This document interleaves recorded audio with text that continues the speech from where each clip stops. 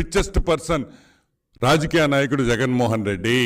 గర్వంగా చెప్తాం, ఇన్ని కేసులుండి మనీ లాండరింగ్ కేసుల్లో ఉండి ముఖ్యమంత్రి అయిన ఏకైక వ్యక్తి జగన్మోహన్ రెడ్డి. అన్ని number 1 Jaganmohan Reddy. Yeah, anything else? ఏది? Land titling act. ఒకటి మీరు కూడా మా వాడిని అన్ని తప్పులు పడతారయా మా జగన్న. ఏం చెప్పాడయా? కాగితాలు నా దగ్గర జాగ్రత్తగా పెట్టుకుంటాను తాడేపల్లి ప్యాలెస్లో అన్నాడు. ఏమయ్యా పెట్టుకోకూడదా? పెట్టుకోకూడదా అన్నా. అంత అనుమానం మీకు?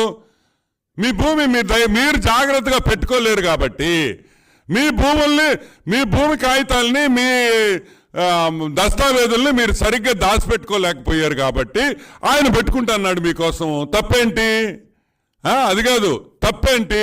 ఫర్ ఎగ్జాంపుల్, భూమి నీది కాదు, భూమి నువ్వు కొన్నావు, కొనలేదు, కాగితాలు నీ దగ్గర ఉన్నాయా? లేవు, కానీ నీ భూమే నువ్వు వ్యవసాయం చేసుకోవచ్చు, జెరాక్స్ కాపీ ఉంటుంది. ఇప్పుడు నేను సింపుల్గా ఒక ఎగ్జాంపుల్ చెప్తా. చెప్పొచ్చో లేదో నాకు తెలియదు, కానీ ఈ ల్యాండ్ టైటిలింగ్ యాక్ట్ ఎంత ఘోరమైందో. ఇప్పుడు ఫర్ ఎగ్జాంపుల్, మన అమ్మాయిని పెళ్లి చేసి పంపిస్తాం అత్తగారింటికి, కానీ మన అమ్మాయి అత్తగారింటికి పోదు. ఫోటో పోద్ది, జెరాక్స్. అమ్మాయి మాత్రం జాగ్రత్తగా గవర్నమెంట్ పెట్టుకుంటుందంట. జగన్మోహన్ రెడ్డి చూసుకుంటాడంట అందరినీ. నాకు అర్థం కాదు అసలు ఏంది ఇది.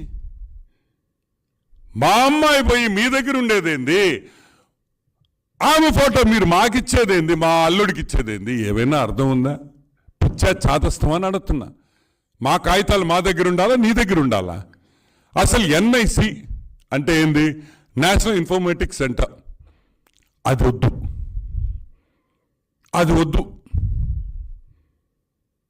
అది డేంజరస్.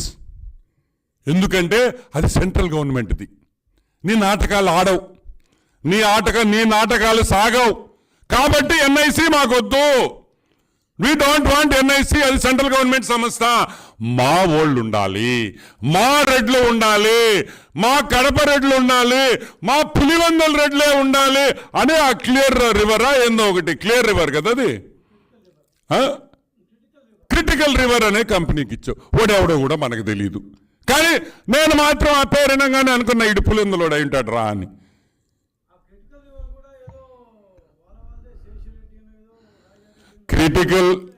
క్రిటికల్ రివర్ అనే కంపెనీ 100-200% అది